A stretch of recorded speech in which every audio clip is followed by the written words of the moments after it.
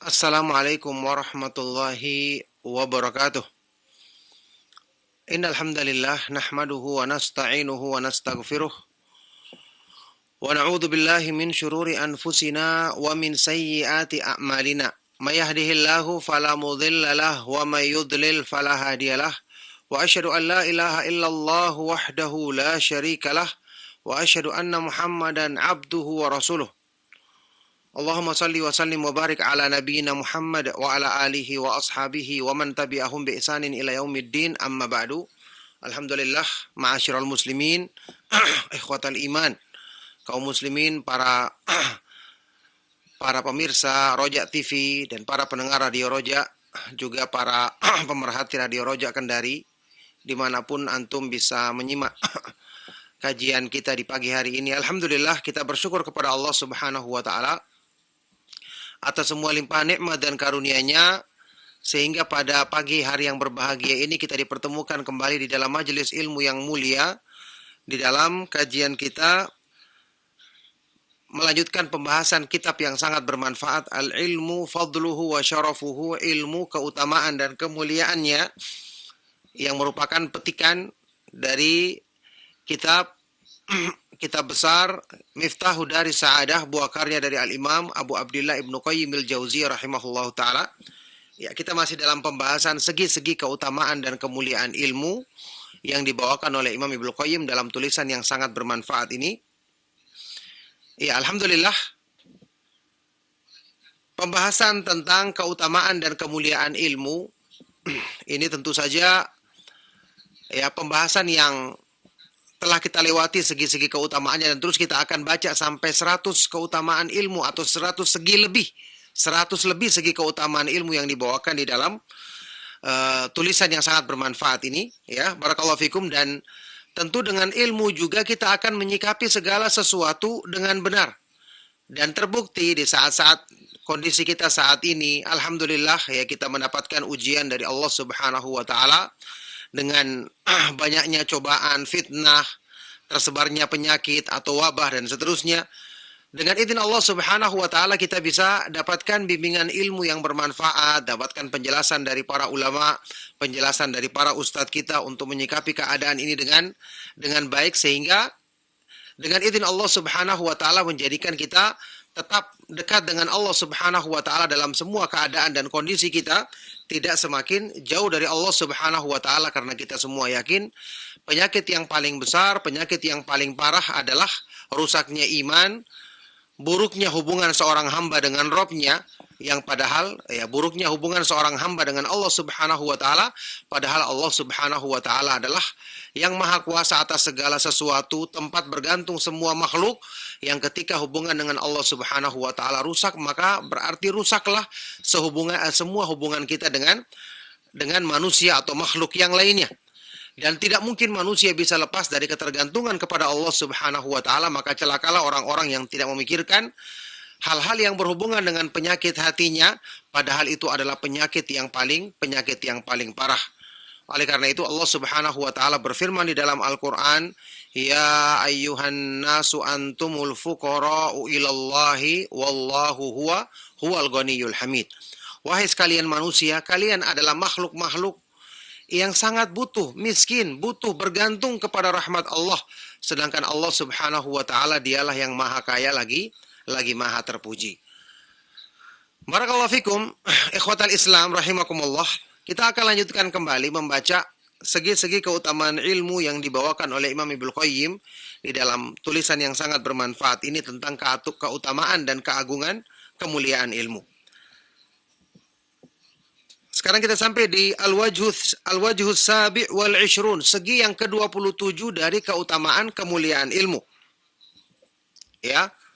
Al-ilmu ba'dal jahli minnatun. Ilmu setelah kejahilan ini adalah anugerah besar yang Allah limpahkan kepada manusia. Bahkan anugerah dan limpahan nikmat ini Allah sebutkan untuk para nabi dan para rasulnya, hamba-hambanya yang terbaik. Maka tentu ini juga berlaku untuk manusia yang mempelajari ilmu atau petunjuk Allah yang dibawa oleh para nabi dan para rasul alaihi wassalatu wassalam. Kita baca segi yang ke-27.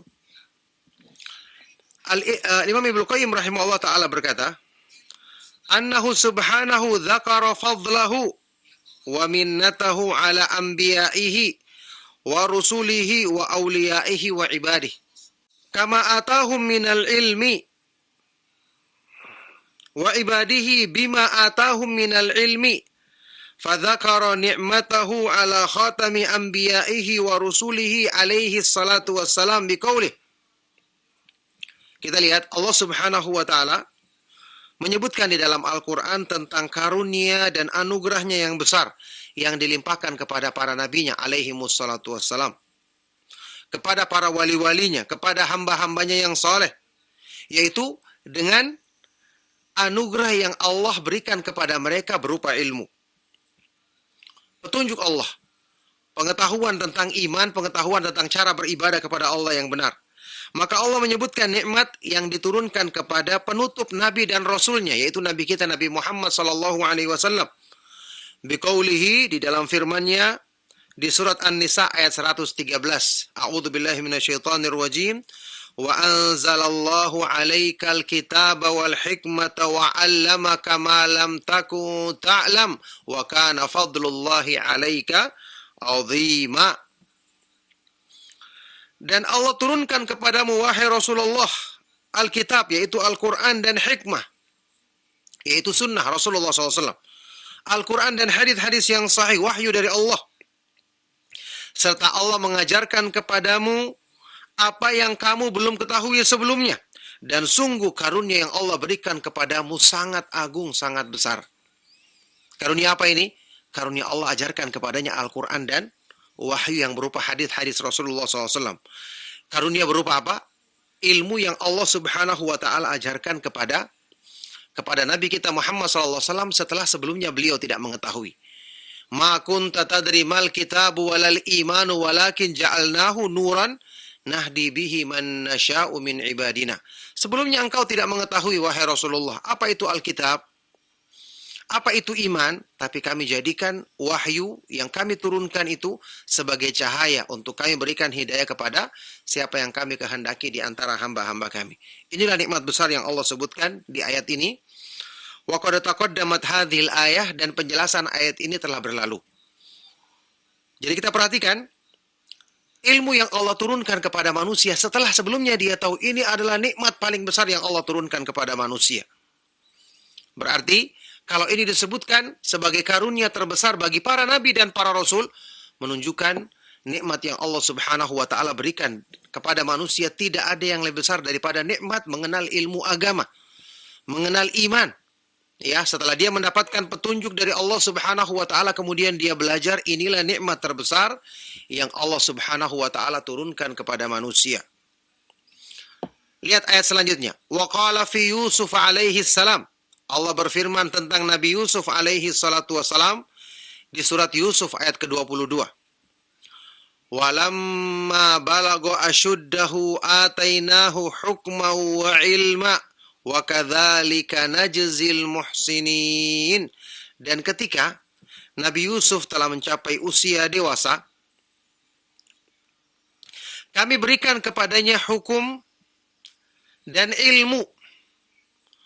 Allah turunkan kepadanya pemahaman tentang hukum Allah dan ilmu agama. Dan demikianlah kami berikan balasan kepada orang-orang yang berbuat kebaikan. Ini juga menunjukkan karunia Allah berikan kepada Nabi Yusuf alaihissalatu wassalam dengan Allah ajarkan kepadanya petunjuk dan ilmu untuk memahami agamanya. Baik. Wa qala fi kalimihi Musa alaihi salatu wassalam. Juga Allah berfirman tentang nabinya, kalimullah, nabinya yang berbicara langsung, yang Allah berbicara langsung dengannya, yaitu Nabi Musa alaihi salatu wassalam. Di surat Al-Qasas ayat ke-14. Allah Subhanahu wa taala berfirman, "Walamma balagha ashuddahu wastawa atainahu hukman wa ilma wa kadzalika najzil muhsinin." Dan ketika Nabi Musa alaihissalatu wassalam telah mencapai usia dewasa dan telah sempurna kekuatannya, kami berikan kepadanya hukum, pemahaman tentang hukum, agama, dan ilmu. Ilmu tentang Allah, ilmu tentang iman, ilmu tentang ibadah kepadanya. Dan demikianlah kami memberikan balasan kepada orang-orang yang berbuat kebaikan. Kita perhatikan, ini juga Allah Subhanahu wa taala sebutkan dalam bentuk pujian kepada Nabi Musa alaihissalatu wassalam, dengan Allah turunkan kepadanya pemahaman tentang hukum agama, pemahaman tentang ilmu agama Allah Subhanahu wa taala. Baik, diterangkan di sini. Walamma kana alladhi atahu Musa min dzalika amran 'aziman khassahu bihi 'ala ghairihi wa la yathbutu lahu illa al-aqwiya'u ulul 'azmi hayya'ahu lahu ba'da an balagha ashuddahu wastawa ya'ni tamma wa kamulat quwwatuhu. Dikarenakan ilmu yang Allah berikan kepada Musa adalah satu perkara yang sangat agung, perkara yang sangat besar, maka Allah mengkhususkan ini kepada Nabi Musa, yang hal ini Allah khususkan kepada Nabi Musa dibandingkan yang lainnya, dan memang tidak akan bisa kuat menerima ini kecuali orang-orang yang al-aqwiya, punya kekuatan, yang punya tekad yang kuat, ulul azm. Maka Allah siapkan Nabi Musa alaihissalatu wassalam, untuknya Allah turunkan kepadanya ilmu ini setelah dia mencapai usia dewasa dan istawa, sempurna, yakni sempurna dan benar-benar utuh atau lengkap kekuatannya, telah sempurna, telah mencapai kekuatan yang sempurna, sehingga Allah Subhanahu wa taala turunkan kepadanya karunia ilmu ini setelah dia mencapai keadaan demikian. Ini juga ya sekali lagi menunjukkan kepada kita, para nabi dan para rasul, Allah Subhanahu wa taala berikan perkara yang paling agung, yaitu dengan Allah anugerahkan pemahaman tentang ilmu agama di dalam wahyu yang Allah Subhanahu wa taala turunkan kepada mereka. Masih berikutnya, firman Allah di surat Al-Maidah ayat 110. Wa qala fi haqqil masih. Allah Subhanahu wa taala berfirman tentang Nabi Isa alaihi salatu wassalam. Ya Isa bin Maryam, adhkur ni'mati 'alaika wa 'ala walidatika idh ayyatuka bi ruhil qudus tukallimun nasa fil mahdi wa kahlau wa idh 'allamtukal kitaba wal hikmata wat taurata wal injil. Wahai Isa bin Maryam, wahai Nabi Isa putranya Maryam, ingatlah nikmat yang aku berikan kepadamu, kata Allah, ya. Ingatlah nikmat yang aku berikan kepadamu dan kepada ibumu ketika aku menguatkanmu dengan Ruhul Kudus, malaikat Jibril. Kamu bisa berbicara kepada manusia dalam buayan, ya, wakahlan, dan ketika berusia tua, dan ketika aku mengajarkan kepadamu Alkitab, ya, kitab Injil yang diturunkan kepadanya, ya, wal hikmah, dan hikmah, petunjuk wahyu yang Allah turunkan kepada Nabi, serta Taurat dan Injil. Ya, ini adalah nikmat besar. Allah Subhanahu wa taala ingatkan agar Nabi Isa alaihissalatu wassalam merenungkan nikmat ini, karena ini adalah nikmat yang paling agung yang Allah limpahkan kepada nabinya yang mulia ini. Wa qala fi haqqihi, di ayat lain di surat Ali Imran ayat 48, Allah berfirman tentang Nabi Isa alaihissalatu wassalam, wa yu'allimuhul kitaba wal hikmata wat taurata wal injil.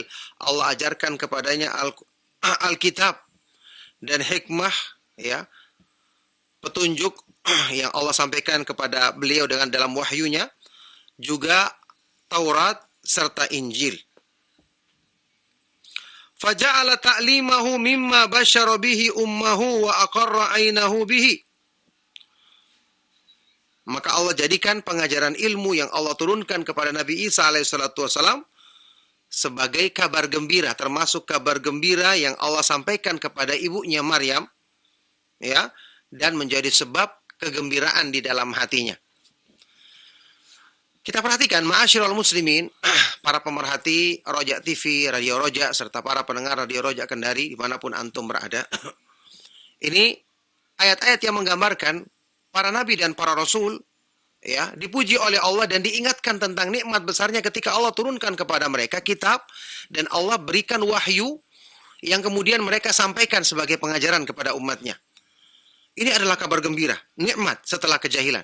Oleh karena itu, sudah kita terangkan berkali-kali bahwa ya, para ulama yang mempelajari petunjuk para nabi dan para rasul alaihi wassalatu wassalam, mereka adalah orang-orang yang menempati kedudukan yang paling tinggi di kalangan manusia setelah para nabi dan para rasul alaihi wassalatu wassalam. Imam Asy-Syafi'i rahimahullah taala dalam ucapannya yang terkenal pernah mengatakan, "Illam yakunil ulama'u wal fuqaha'u awliya Allahi falaysa lillahi wali." Seandainya para ulama dan orang-orang yang paham agama tidak dikatakan sebagai wali-wali Allah, maka berarti Allah tidak punya wali. Allah tidak punya kekasih terdekat. Allah tidak punya kekasih di antara manusia. Kalau seandainya bukan para ulama mereka itu. Ini menunjukkan kepada kita, ya, ilmu agama adalah karunia terbesar bagi manusia. Kalau para nabi dan para rasul saja dipuji dengan keutamaan ini, maka tentu mereka-mereka yang mempelajari petunjuk mereka, petunjuk para nabi dan para rasul adalah orang yang paling besar dan paling tinggi kedudukannya di sisi Allah Subhanahu wa taala setelah para nabi dan para rasul alaihi wassalatu wassalam. Oleh karena itu Imam Ibnu Qayyim rahimahullah taala, kita akan sampai nanti kepada pembahasan ketika menjelaskan tentang hadis wali yang terkenal. Beliau artikan itu adalah orang-orang yang mempelajari sunnah, mempelajari petunjuk para nabi alaihi wassalatu wassalam. Bahkan Imam Ibnu Qayyim mengatakan dalam pembahasan itu yang nanti kita akan lewati insyaallah, beliau berkata, "Wa warathatul anbiya'i hum sadatu awliya'illahi azza wa jal." Pewaris para nabi, orang-orang yang mempelajari sunnah, mereka ini adalah penghulunya, pimpinannya para wali-wali Allah Subhanahu wa taala, yang paling tinggi kedudukannya di antara para wali Allah Subhanahu wa taala rahimahumullah taala.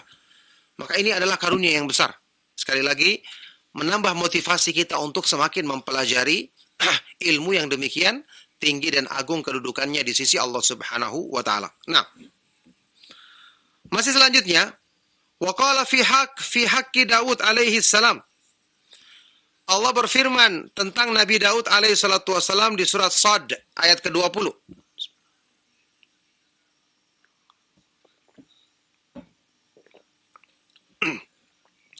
Wa atainahul hikmata wa faslal khitab. Dan kami berikan kepada Daud alaihi salatu wasalam al-hikmah, yaitu ilmu dari sisi Allah, wa faslal khitab, dan kalimat pemutus ketika menyelesaikan permasalahan di antara manusia, persengketaan di antara manusia. Ini juga pujian, ya, karunia terbesar yang Allah limpahkan kepada Nabi Daud alaihi salatu wasalam. Wa qala fi haqqil Khadir sahibi Musa wa fatahu alaihimus salatu wassalam. Dan Allah berfirman tentang nabinya yang mulia Al-Khadir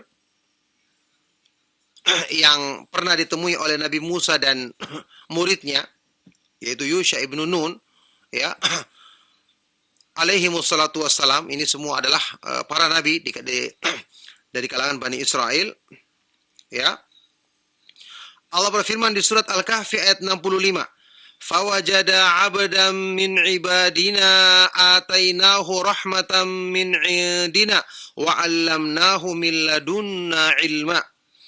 Maka mereka berdua akhirnya mendapati atau menjumpai seorang hamba dari hamba-hamba kami yang kami berikan kepadanya rahmat dari sisi kami dan kami ajarkan kepadanya ilmu dari sisi kami.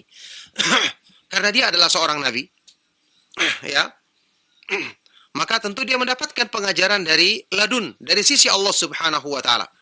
Ada sebagian orang yang berdalil dengan ayat ini untuk menyebutkan adanya ilmu laduni yang katanya hanya dimiliki oleh para wali dan para orang-orang yang punya kedudukan khusus di sisi Allah.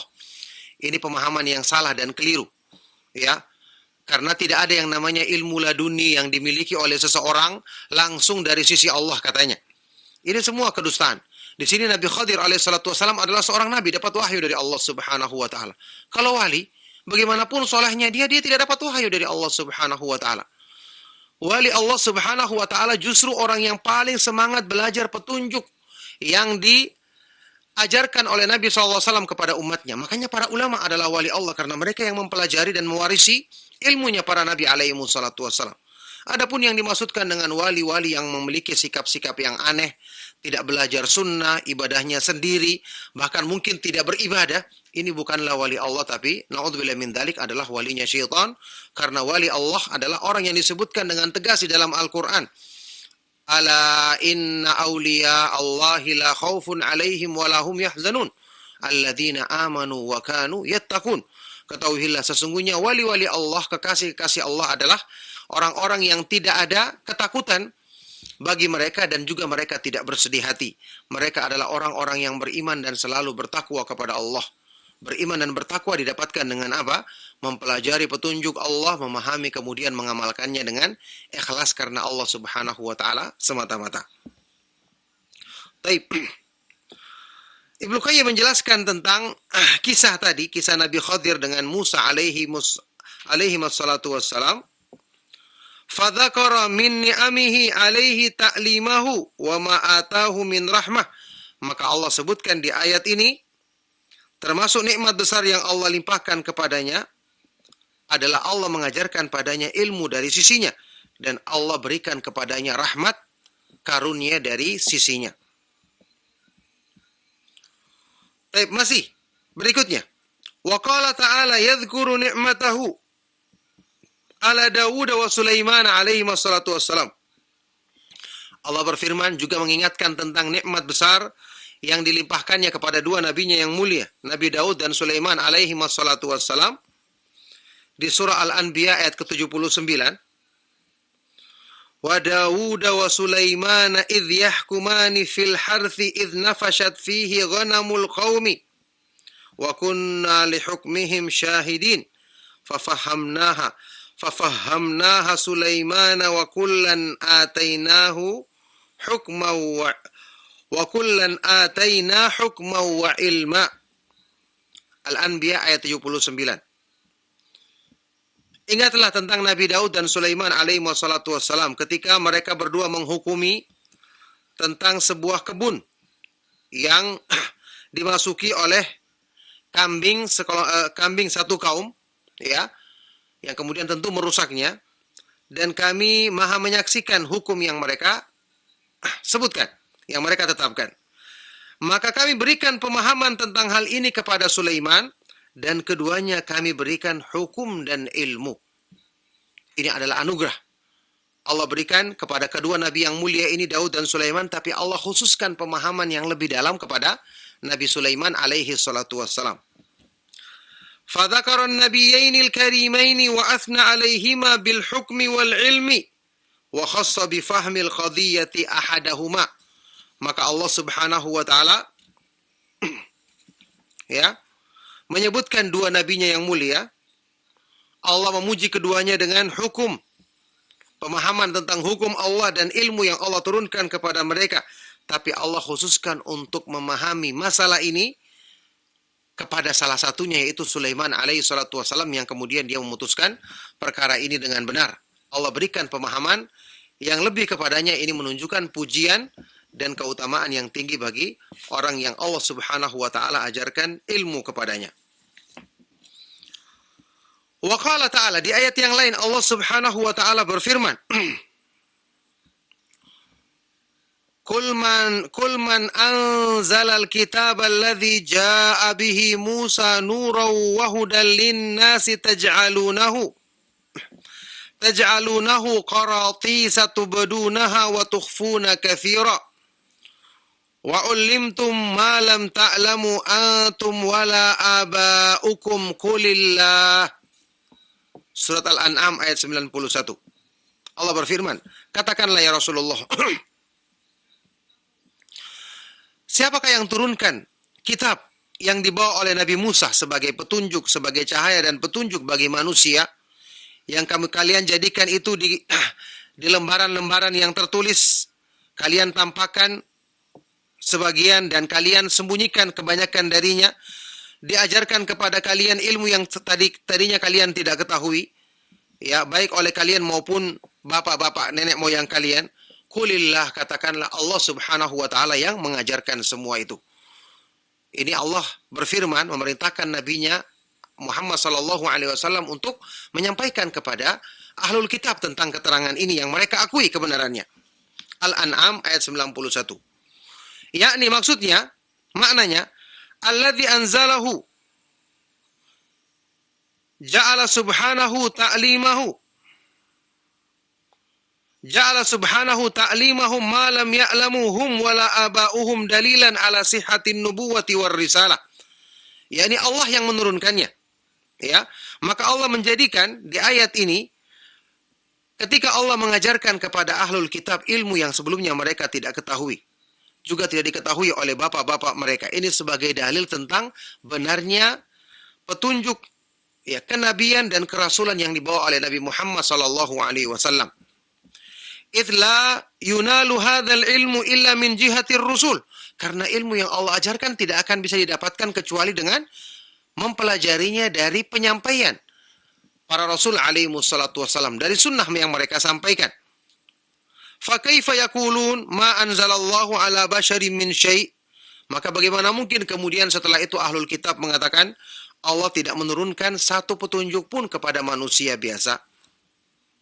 Ya. Wa hadha min fadlil ilmi wa syarafihi wa annahu dalilun ala sihhatin nubuwati war risalati wallahu al-muwaffiqu lirrasyad. Ini adalah termasuk keutamaan dan kemuliaan ilmu, karena ilmu merupakan dalil tentang benarnya ya petunjuk kenabian dan kerasulan yang dibawa oleh nabi kita yang mulia Nabi Muhammad sallallahu alaihi wasallam. Jadi ini penyebutan tentang keutamaan dan kemuliaan bagi setiap umat, bahkan setiap nabi dan rasul yang Allah utus kepada manusia, itu dengan Allah mengajarkan kepada mereka petunjuknya yang mulia kepada para nabi alaihi wassalatu wassalam yang kemudian mereka sampaikan kepada manusia. Baik, masih ayat berikutnya. Wa qala ta'ala. Selanjutnya Allah berfirman di surat Ali Imran ayat 164. Laqad manallahu 'alal mu'minina idz ba'atsa fihim rasulan min anfusihim yatlu 'alaihim ayatihi wa yuzakkihim wa yu'allimuhumul kitaba wal hikmata wa in kanu min qablu lafi dhalalin mubin.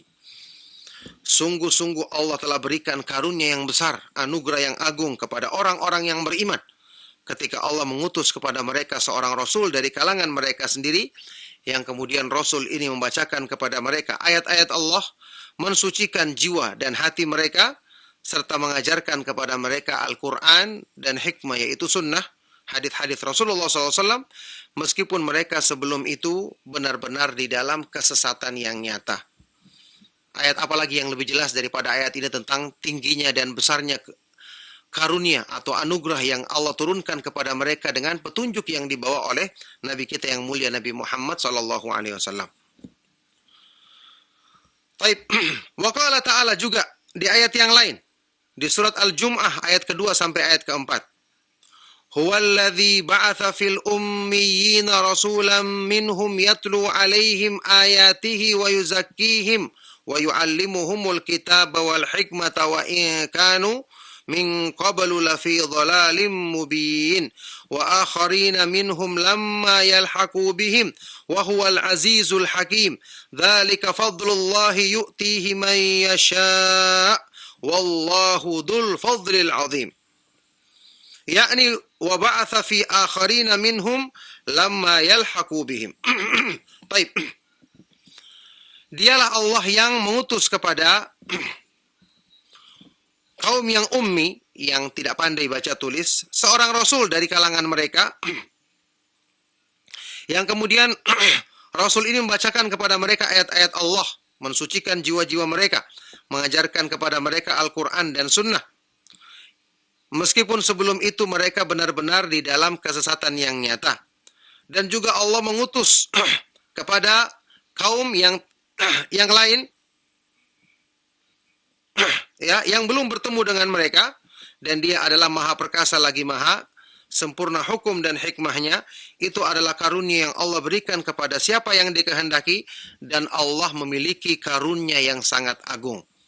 Karunia ilmu disebutkan sebagai Al-Fadlul Azim, karunia Allah yang paling agung, yang paling besar. Ini juga dalil yang menunjukkan tentang keutamaan seseorang yang mempelajari petunjuk Allah bahwa dia telah mendapatkan karunia dan mendapatkan keutamaan yang sangat agung di sisi Allah Subhanahu wa taala. Taib, wa qad ikhtulifa fi hadzal lihaqi al-manfi, faqila huwa al-lihaku fi zaman ay yata'akhkharu zamanuhum anhum wa qila huwa al-lihaku fil fadli was sabq. Telah terjadi perbedaan pendapat di kalangan para ulama dari makna ayat di akhir ayat ini, wa akharina, ayat kedua, wa akharina minhum lamma yalhaqu bihim, dan orang-orang lain yang selain mereka yang belum bertemu dengan mereka, ya, belum, tidak menjumpai mereka. Ada dua pendapat, ya, kata-kata tidak menjumpai mereka di sini atau tidak mendapati mereka di sini. Ada yang mengatakan tidak mendapati mereka dalam zaman, waktunya berbeda, mereka datangnya belakangan. Ayyata'akhkharu zamanuhum anhum, zaman mereka belakangan, tidak bertemu dengan zaman yang sebelumnya diutus. Wakila, ada juga yang mengatakan huwa lihaku fil fadli was sabq, tidak bertemu dengan mereka dalam keutamaan dan keterdahuluan memegang petunjuk Allah. Ini dua pendapat, tidak bertemu dalam waktunya atau tidak mencapai keutamaan dan kemuliaan yang telah mereka didapatkan oleh orang-orang sebelum itu. Wa ala takdiraini, berdasarkan dua penafsiran ini meskipun berbeda tapi tentu tidak bertentangan, ya. Famtanna alaihim subhanahu bi an allamahum ba'dal jahl. Tetap saja Allah anugerahkan nikmat yang besar, karunia yang agung kepada mereka, yaitu dengan Allah ajarkan kepada mereka ilmu petunjuknya setelah mereka tidak ketahui, setelah sebelumnya mereka jahil. Wa hadahum ba'dal dhalalah, Allah berikan hidayah kepada mereka setelah sebelumnya mereka sesat. Wa ya laha min minnatin 'azimatin fatatil minan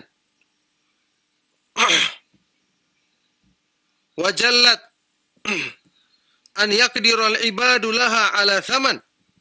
Maka alangkah agungnya nikmat yang sangat besar ini, karunia yang sangat besar ini, yang mengalahkan karunia-karunia yang lainnya.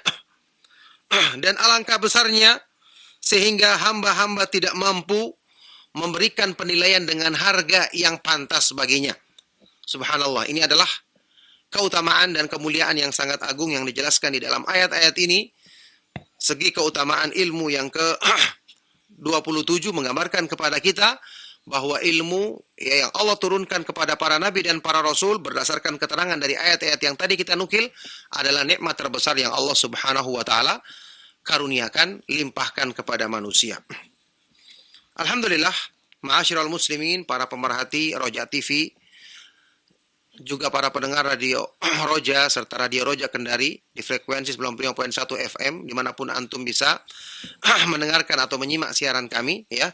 Inilah keutamaan ilmu yang ke-27 yang cukup panjang dan insya Allah mencukupi dengan waktu yang ada.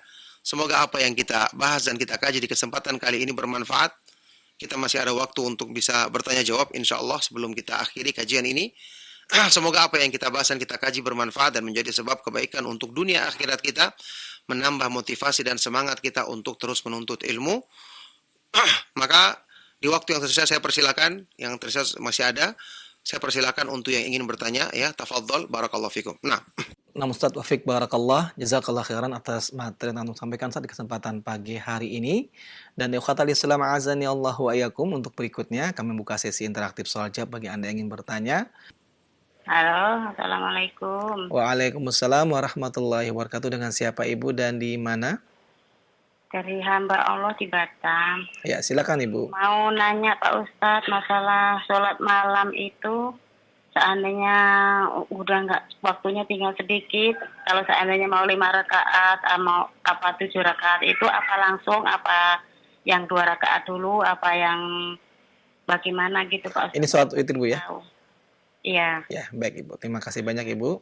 Sama-sama. Assalamualaikum warahmatullahi wabarakatuh. Waalaikumsalam warahmatullahi wabarakatuh. Nah, kepada Ustadz kami persilakan. Silakan Ustadz. barakallahu fikum. Pertanyaan bermanfaat dari ibu yang ada di Batam, ya. Semoga Allah Subhanahu wa taala senantiasa melimpahkan kebaikan dan keberkahannya bagi beliau, keluarganya dan kepada kita semua. Ya. Yang namanya witir itu Bu, boleh dilakukan 1 rakaat, boleh 3 rakaat, boleh 5 rakaat ya. Cuman yang terbaik kita lakukan 2 rakaat, 2 rakaat kalau kita ingin sholat malam yang lebih baik. Karena Rasulullah SAW bersabda, salatul laili mathna wathna, ya, salat malam itu 2 rakaat, 2 rakaat. Yang terbaik adalah kita laksanakan 2 rakaat, 2 rakaat. Kalau sudah menjelang azan, menjelang terbit fajar, kita tinggal laksanakan 1 rakaat. Jadi kalau waktu tinggal sedikit, tetap laksanakan ibu 2 rakaat dulu, itu yang lebih baik. 2 rakaat, kita istirahat lagi. 2 rakaat, kalau kira-kira sudah menjelang azan kita perkirakan, tinggal tambah 1 rakaat. Kalau kita misalnya masih sempat 3 rakaat, untuk witirnya juga tidak mengapa kita laksanakan witir 3 rakaat sekaligus. Nah, barakallahu fikum. Nah, Ustadz Taufik Barakallah, jazakallah khairan atas jawaban telah antum sampaikan Ustadz, dan ikhwatal Islam azani Allahu ayyakum. Kembali kami buka sesi interaktif. Halo, Assalamualaikum warahmatullahi wabarakatuh. Waalaikumsalam warahmatullahi wabarakatuh. Dengan siapa Ibu dan di mana? Dari Ummu Sabila di Pekanbaru, Ustaz. Ya, silakan Ummu Sabila. Assalamualaikum warahmatullahi wabarakatuh, Ustaz. Waalaikumsalam warahmatullahi wabarakatuh.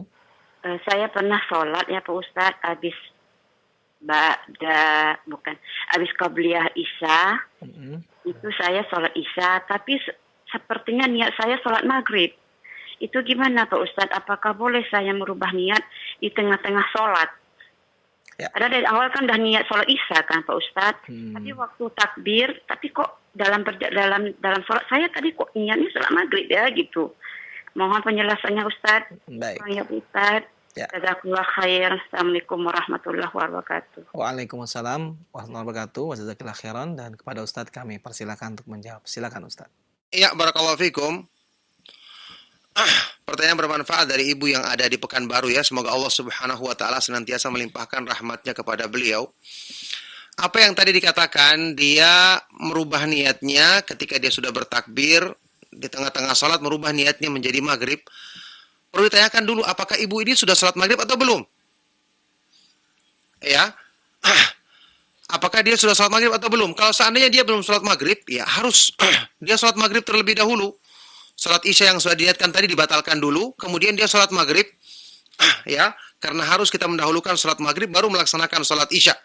Mungkin waktu itu dia sedang dalam perjalanan, atau mungkin dia kondisinya belum melaksanakan salat maghrib karena ketiduran, atau saya tidak mengetahui tadi karena pertanyaannya tidak dirinci untuk itu. Atau memang dia sudah melaksanakan salat maghrib, tapi tiba-tiba muncul dalam pikirannya untuk melaksanakan salat maghrib. Maka yang diperhitungkan adalah niatnya yang awal tentu saja. Lagi pula dia akan melaksanakan salat Isya maghrib kan berbeda. Kalau dia niatkan dari awal salat Isya, kemudian muncul pikirannya di dalam waktu salat itu adalah maghrib, tapi kan dia laksanakan 4 rakaat. Berarti dia sesuai dengan niatnya awal, berarti dia melaksanakan salat Isya pada waktu itu. Jadi kita lihat kondisi dari ibu tadi, kalau dia belum melaksanakan salat maghrib, maka harusnya dia batalkan salatnya untuk melaksanakan salat maghrib dulu, kemudian melaksanakan salat Isya. Nah, barakallahu fikum. Nah, Ustadz Taufik Barakallah, jazakallah khairan atas jawaban yang antum sampaikan Ustadz. Dan ikhwatal Islam azani Allahu wa iyyakum. Untuk berikutnya kami angkat pertanyaan melalui pesan singkat Ustadz. Dari pendengar kita Ustadz di Kalimantan Selatan, beliau bertanya bagaimanakah caranya menjamak sholat dan bagaimanakah niatnya Ustadz. Silakan Ustadz. Iya, barakallahu fikum. Pertanyaan yang bermanfaat dari beliau yang ada di Kalimantan Selatan tadi kalau nggak salah. Semoga Allah senantiasa melimpahkan rahmat dan kebaikan kepada beliau, kepada keluarganya, dan juga kepada kita semua. Ya, pertanyaannya tentang cara menjamak sholat. Bagaimana caranya dan bagaimana niatnya. Menjamak sholat artinya menggabungkan 2 waktu sholat. Maghrib dan Isya, duhur dan asar. Itu yang bisa dijamak. Ya, karena sholat subuh tidak bisa dijamak. Yang bisa adalah maghrib dan Isya, duhur dan asar. Ya, ketentuan menjamak sholat ini adalah ketika ada hajat atau ada keperluan. Ya, keperluan sehingga kita boleh melaksanakannya. Ketika ada hajat atau perkara-perkara yang kita butuhkan, contoh misalnya kita diperbolehkan misalnya imam ketika berjamaah di masjid kemudian turun hujan, dia perkirakan nanti ini dibutuhkan supaya orang tidak kembali lagi ke masjid, maka dijamak sholatnya misalnya ketika maghrib kemudian Isya digabung, atau misalnya ada orang yang sedang sakit di rumah, ya maka dia bisa istirahat dulu, berbaring dulu, dan setelah itu dia bangun di akhir waktu, misalnya waktu duhur dia tidur sampai bangun jam 3:30, jam 4, kemudian dia melaksanakan jamak sholat duhur dan asar. Jadi jamak itu bisa dilaksanakan baik waktu kita safar maupun tidak safar, karena ya dalil membolehkannya adalah atau alasan membolehkannya adalah karena ada hajat yang dibenarkan di dalam syariat. Contoh tadi seperti kita sakit, atau misalnya kita ingin melakukan perjalanan karena kita khawatir nanti kita akan susah melaksanakannya di kendaraan atau waktu akan habis, maka kita jamak di awal sholat kita, jamak takdim. Ataupun kalau kita misalnya ingin mengakhirkan, berarti namanya jamak takhir. Itu namanya menjamak sholat, menggabungkan dua waktu sholat menjadi satu waktu. Ini disyariatkan di dalam Islam jika ada hajat atau keperluan seperti tadi, baik ketika kita di tempat tinggal maupun sedang melakukan perjalanan. Cara pelaksanaannya, kita dahulukan sholat yang pertama, kemudian sholat yang kedua. Baik waktu kita laksanakan di awal atau di waktu yang kedua. Tetap didahulukan sesuai dengan urutannya. Zuhur duluan, kemudian asar. Maghrib duluan, kemudian isya. Tidak boleh kita balik. Kemudian, cara pelaksanaannya, pertama dikumandangkan azan dulu. Kita kumandangkan azan. Jadi meskipun kita laksanakan sholat sendiri, tetap disunahkan kita mengumandangkan azan. Atau kita berjamaah sendiri. Setelah itu kita qomat untuk sholat yang pertama. Setelah azan kita kumandangkan qomat untuk sholat yang pertama. Setelah itu kita laksanakan sholat yang pertama sampai setelah selesai salam kita bangkit lagi, langsung kita laksanakan sholat qomat lagi, kemudian melaksanakan sholat yang kedua. Ya, jadi kita langsung laksanakan. Ya, kalau seandainya ada kebutuhan untuk memisahkannya sedikit, mungkin dia batal wudhunya, dia butuh wudhu lagi, atau terdesak untuk segera kencing, misalnya dia kencing kemudian dia wudhu dan laksanakan, itu masih diperbolehkan karena pemisahnya cuma sedikit saja. Dia langsung segera qomat lagi, kemudian dia laksanakan sholat yang kedua. Nah, itu cara pelaksanaannya. Barakallahu fikum. Nah, Ustaz Wafiq barakallah, jazakallah khairan atas jawabannya telah antum sampaikan Ustaz. Dan khatal Islam azani Allah wa iyyakum. Untuk pertanyaan berikutnya kembali kami angkat pertanyaan melalui pesan singkat dari pendengar kita Ustaz di daerah Bekasi. Beliau bertanya, Ustadz, bagaimanakah jika seorang wanita saat mau tidur masih mendapati keadaannya dalam keadaan haid, Ustadz.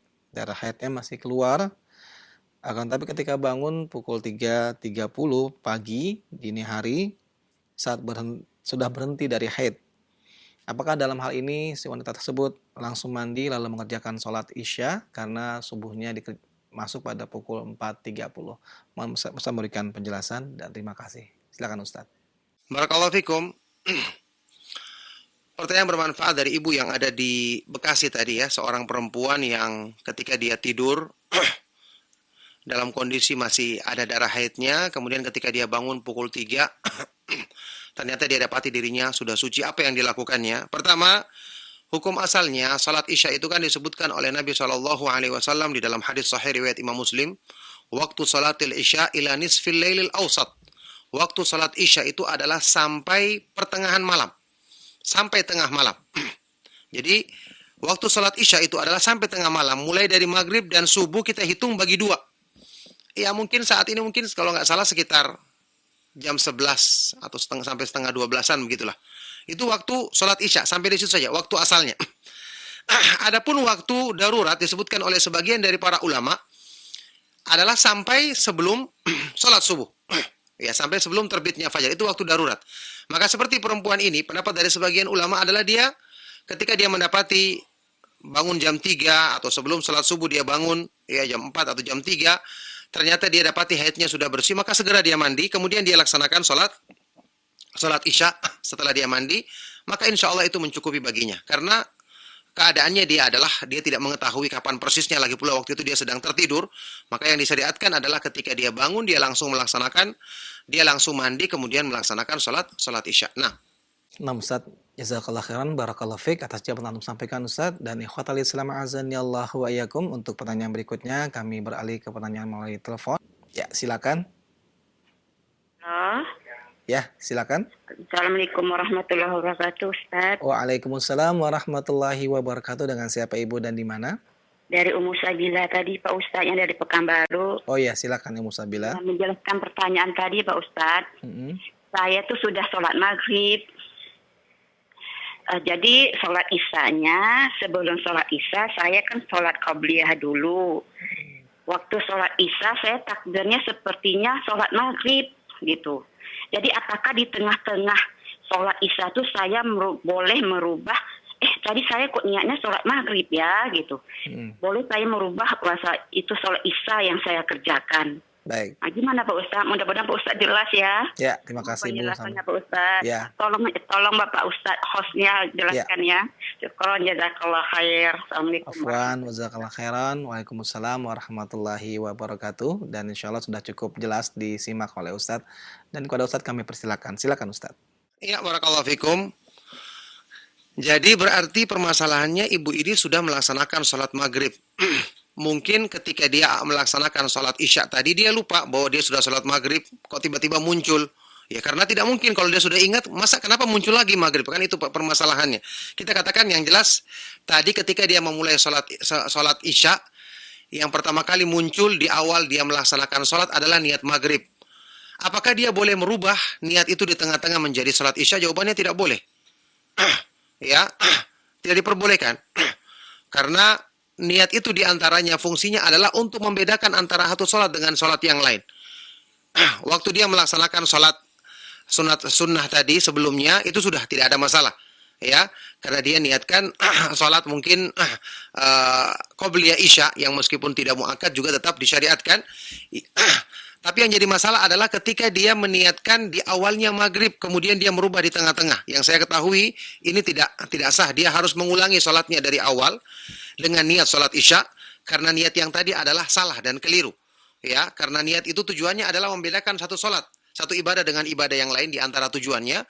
Maka karena dia niatnya salah dari awal, harusnya dia mengulang kembali sholatnya dari awal dengan niat sholat isya, bukan dengan niat sholat maghrib. Itu yang saya ketahui. Wallahu ta'ala alam bisawab. Nah, barakallahu fiqh.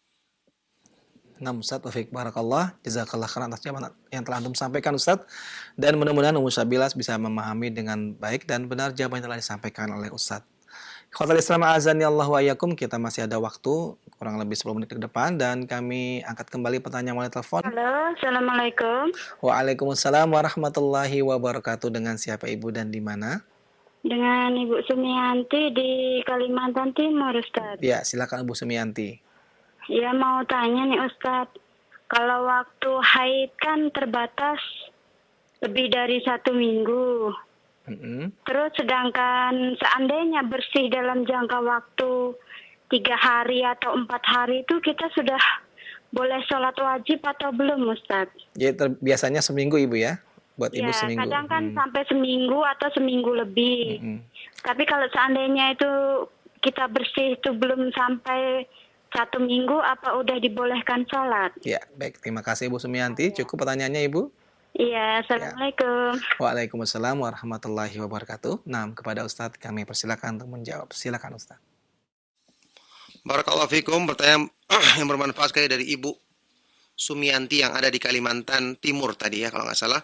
Semoga Allah Subhanahu wa Ta'ala senantiasa menjaga beliau, keluarganya, dan kita semua di dalam kebaikan. Pertanyaan tadi tentang seorang perempuan yang haid, biasanya sepekan atau lebih dari sepekan.